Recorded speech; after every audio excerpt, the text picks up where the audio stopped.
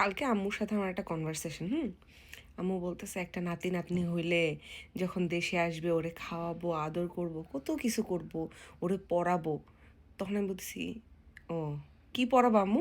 কয় ক খ ABCD 1 2 হ্যাঁ পড়ামু। I have got the cutest mom in the world, কেন বলি শুনেন। আমি বলছি আম্মু ওকে আম, ক খ গ ঘ কেমনে শিখাবো, তোমার মনে আছে এখনো? কই হিরে আলে এতটি গুড়াগারে পড়াইছি, হ্যাঁ মনে নাই, পড়ামু।